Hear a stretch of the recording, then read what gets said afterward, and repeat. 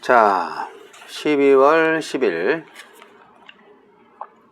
목요일 역대하 30장 1절로 12절 말씀. 히스기야가 온 이스라엘과 유다의 사람을 보내고 또 에브라임과 므낫세에 편지를 보내어 예루살렘 여호와의 전에 와서 이스라엘 하나님 여호와를 위하여 유월절을 지키라 하니라. 왕이 방백들과 예루살렘 온 회중과 더불어 의논하고 둘째 달에 유월절을 지키려 하였으니 이는 성결하게 한 제사장들이 부족하고 백성도 예루살렘에 모이지 못하였으므로 그 정한 때에 지킬 수 없었음이라. 왕과 온 회중이 이 일을 좋게 여기고 드디어 왕이 명령을 내려 브엘세바에서부터 단까지 온 이스라엘에 공포하여 일제히 예루살렘으로 와서 이스라엘 하나님 여호와의 유월절을 지키라 하니 이는 기록한 규례대로 오랫동안 지키지 못하였음이더라. 도발꾼들이 왕과 방백들의 편지를 받아 가지고 왕의 명령을 따라 온 이스라엘과 유다에 두루 다니며 전하니 일러스되 이스라엘 자손들아 너희는 아브라함과 이삭과 이스라엘의 하나님 여호와께로 돌아오라. 그리하면 그가 너희 남은 자 곧 아수르 왕의 손에서 벗어난 자에게로 돌아오시리라. 너희 조상들과 너희 형제같이 하지 말라. 그들은 그의 조상들의 하나님 여호와께 범죄하였으므로 여호와께서 멸망하도록 버려두신 것을 너희가 똑똑히 보는 바니라. 그런즉 너희 조상들같이 목을 곧게 하지 말고 여호와께 돌아와 영원히 거룩하게 하신 전에 들어가서 너희 하나님 여호와를 섬겨 그의 진노가 너희에게서 떠나게 하라. 너희가 만일 여호와께 돌아오면 너희 형제들과 너희 자녀가 사로잡은 자들에게서 자비를 입어 다시 이 땅으로 돌아오리라. 너희 하나님 여호와는 은혜로우시고 자비하신지라. 너희가 그에게로 돌아오면 그의 얼굴을 너희에게서 돌이키지 아니하시리라 하였더라. 도발꾼이 에브라임과 므낫세 지방 각 성읍으로 두루 다녀서 스불론까지 이르렀으나 사람들이 그들을 조롱하며 비웃었더라. 그러나 아셀과 므낫세와 스불론 중에서 몇 사람이 스스로 겸손한 마음으로 예루살렘에 이르렀고 하느님의 손이 또한 유다 사람들을 감동시키사 그들에게 왕과 방백들이 여호와의 말씀대로 전한 명령을 한 마음으로 준행하게 하셨더라. 아멘. 회복된 절기. 히스기야가 온 이스라엘에 보발꾼을 보내어 유월절 절기를 지키라고 명령합니다. 이에 남유다뿐 아니라 소수의 북이스라엘 백성도 함께 절기를 지키기 위해 모입니다. 하나님은 어떤 분입니까? 7절로 9절. 하나님은 멸망한 북이스라엘의 남은 백성이 다시 주님께 나아올 기회를 주십니다. 그들의 조상들처럼 고집스럽게 멸망의 길을 가지 말고 하나님께로 돌이키라는 것입니다. 지금이라도 돌이킨다면 그들뿐 아니라 그들의 사로잡혀간 형제와 자녀까지도 돌아오게 하겠다고 하십니다. 죄로 망하는 길과 회개하여 회복하는 길 중에 우리가 선택할 길은 분명합니다. 아직 우리에게 경고하시는 것은 기회가 있는 것이니 속히 돌이켜 주님께로 돌아가야 합니다. 우리에게 주시는 교훈은 무엇입니까? 1절로 5절. 히스기야는 유월절 행사를 결정할 때 독단적으로 하지 않고 방백들과 온 백성과 함께 의논합니다. 원래 유월절은 1월 14일이지만 한 달 후인 2월 14일에 지키기로 합의한 것은 왕과 온 회중이 보기에 좋은 결정이었습니다. 성전 정화와 맞물려 유월절 행사 준비가 촉박하고 성결 예식을 치른 제사장의 수가 부족하기 때문입니다. 뿐만 아니라 아수르에 멸망당한 북이스라엘의 남은 자들을 고려할 때도 유익한 결정이었습니다. 히스기야와 백성이 원칙만을 고수하기 위해 경직된 태도를 보이지 않았기에 모든 사람에게 유익한 결론을 맺을 수 있었습니다. 우리 공동체가 이를 결정하고 진행하는 방식은 어떠합니까? 6절로 12절. 히스기야가 온 이스라엘에 편지를 보내어 유월절 참여를 독려합니다. 특히 아수르에 멸망한 북이스라엘에 깊은 관심을 두고 권면합니다. 솔로몬이 기도한 것처럼 회개하고 자비를 구하면 하나님이 그들에게 얼굴을 돌리시고 잡혀갔던 이들도 돌아오게 하실 것이라 말합니다. 그러나 히스기야의 편지는 대체로 북이스라엘에서 환영받지 못합니다. 대부분의 사람들이 그를 조롱하고 비웃습니다. 그러나 아셀과 므낫세와 스불론 중에 몇 사람들이 그 초청에 응하여 겸손한 마음으로 예루살렘에 이릅니다. 옳은 일이라고 항상 호의적인 반응을 얻는 것은 아닙니다. 오히려 비난과 조롱, 모함과 적대를 겪기도 합니다. 그러나 포기하지 않고 묵묵히 정진할 때 뜻을 같이 하려는 이들이 생겨날 것입니다. 혹시 공동체가 결정한 일에 당장 눈에 보이는 결과가 없다고 쉽게 포기하지 않습니까? 인내하며 기다리면 열매를 맺을 것입니다. 이 땅에 온 교회가 주의 십자가 은혜로 세워진 하나된 공동체임을 기억하게 하소서. 네, 오늘은 절기 회복에 대한 이야기입니다. 6월절 행사를 하라는 거죠. 6월절을 지켜라 하는 것입니다. 역대하 30장에서 히스기야가 이제 6월절 절기를 지킬 것을 온 나라에 공포합니다. 6월절은 뭐죠? 6월 넘어가다는 뜻이잖아요. 출애굽을 기념하는 거죠. 넘어가는 거. 뛰어넘다. 6월. 뛰어넘는 거를 기념하는 것. 즉 죽음의 사자가 양의 피를 문설주에 바른 집은 쑥 뛰어넘어가는 것. 그 구원의 순간이죠. 그거를 기념하는 절기를 지키자 하는 것이죠. 구약에서는 6월절을 이제 하루 지키고 그 다음 7일을 무교절로 지켰어요. 출애굽기 12장에 나와 있는데 성경의 기록에 의하면 출애굽 후에 이스라엘은 시내산에서 두 번째 6월절을 지켰어요. 그리고 가나안 입성 후에 여호수아와 회중이 6월절을 지켰습니다. 그리고 왕정시대는 솔로몬이 절기마다 제사를 드렸음이 언급되어 있고요. 히스기야 때 백성과 6월절을 지킨 기록이 있습니다. 그리고 마지막으로 포로 귀환 후에 스룹바벨과 귀환자들이 6월절을 지켰다고 기록이 되어 있습니다. 에스라 6장에 있나요? 자, 6월절이 그러니까 뭐 항상 잘 된 건 아니에요. 중간중간에 안 된 때가 많이 있어요.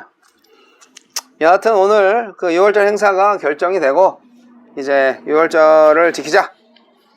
쭉 옳은 대로 행하는 이스라엘 사람들을 발견하는데 히스기야의 장점은요. 자기 혼자 다 하지 않았다는 거예요. 그리고 남유다뿐만이 아니라 북이스라엘까지도 생각을 한다는 거죠. 좋은 것 같아요. 히스기야는 남유다는 물론이고 북이스라엘까지 편지를 보냈어요. 6월절에 참여하도록. 하지만 모두 모이기에는 너무 촉박한 시간이었기 때문에 그리고 또 성결 예식을 다 감당한 자격 있는 제사장의 숫자도 부족하고 그래서 이걸 어떻게 할까 하다가 6월절 절기 날짜를 한 달 연기합니다. 이래도 되나? 네. 이래도 되네요. 사람이 하는 일인데 히스기야는 절대 권력을 행사해서 명령만 하는 왕이 아니고요. 백성들의 말에 귀를 기울이는 왕이었어요. 어제 말씀에도 번제 짐승들의 가죽을 벗기는 제사장의 일을 레위인들이 하도록 한 것이 그런 융통성이죠. 이번에 이제 가장 중요한 6월절의 날짜를 연기한다. 야, 그렇구나. 구약 성서 시대에도 구약 성서에 나오는 그 문자주의를 택하지 않고 문자를 주신 의도를 따라서 융통성 있게 지켰다 하는 것을 알 수가 있죠. 율법을 문자 그대로 지키는 것보다 더 중요한 것은 왕과 백성 사이의 소통이었습니다. 소통과 합의. 이게 어떻게 보면 민주주의 아닌가요? 소통과 합의. 소통이 돼야 돼요. 그리고 합의가 이루어져야 돼요. 히스기야가 편지를 통해서 온 이스라엘과 유다가 이제 여호와께 돌아오라 이렇게 촉구를 하죠. 조상들이 여호와 하나님께 범죄하여서 여호와 하나님께서 우리를 멸망하도록 버려두셨다. 그 증거가 지금도 남아있다. 그러니까 이제 온 이스라엘이 목을 곧게 하지 말고 목을 뻣뻣이 들고 하지 말고 굽혀서 겸손하게 거룩하신 하나님께 예배하자. 그러면 하나님도 우리한테 얼굴을 돌려주실 것이다. 포로로 잡혀간 자도 돌아올 것이다.